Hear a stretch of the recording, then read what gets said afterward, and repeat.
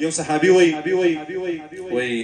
یو ورځ رسول الله صلی الله علیه وسلم د خطبې لپاره تشریف راوړ.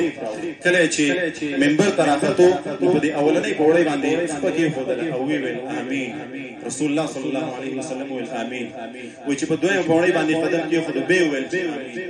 وایي کله چې په درېیمه پوړۍ باندې قدم کېښودو بیا یې ویل چې امین. د هغې نه پس کېناستو خطبه یې وفرمایله چې کله خطبه ورڅخه ختم شو وایي موږ راجمع شو موږ رسول الله صلی الله علیه وسلم ته وفرمایل چې یا رسول الله نور کله خو داسې نه و شوي دا نن څه ډېر عجیب عمل وشو. کله چې تاسو راتلی نو په اولنۍ پوړۍ باندې امین، په دویمه هم په درېیمه هم، دا څه وجه وه؟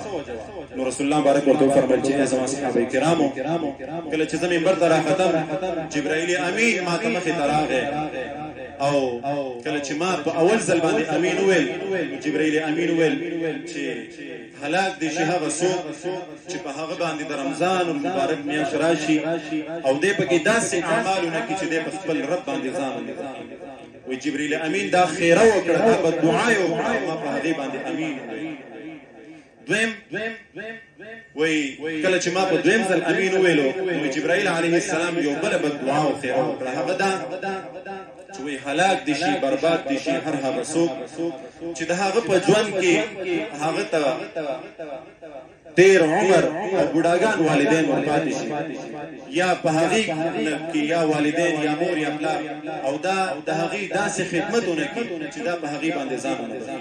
نو هلاک دي شي هغه کس چې هغه په تېر عمر کې د خپلو والدینو نافرماني کوي او دی په هغه مور او پلار باندې خپل ځان ونه بخښي.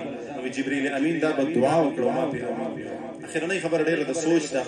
وایي درېیم ځل چې کله جبرائیل امین راغله ما پرې امین وویل وایي هغه بددعا وکړه. بددعا دا وه چې هلاک او برباد دي شي هر هغه څوک چې د هغه په مخ کې ستا نوم واغستلی شي او په تا باندې درود نه دا یو مسله ځان سره نوټ کړئ. کله چې هم په یو مجلس کې د رسول الله صلی الله علیه وسلم نوم واغستلی شو په اول ځل به موږ تاسو باندې دا لازم دی چې موږ په رسول الله مبارک باندې درود ووایو. چیرته چې هم د رسول الله مبارک نوم واغستلی شو موږ تاسو په رسول الله صلی الله علیه وسلم باندې درود وایو.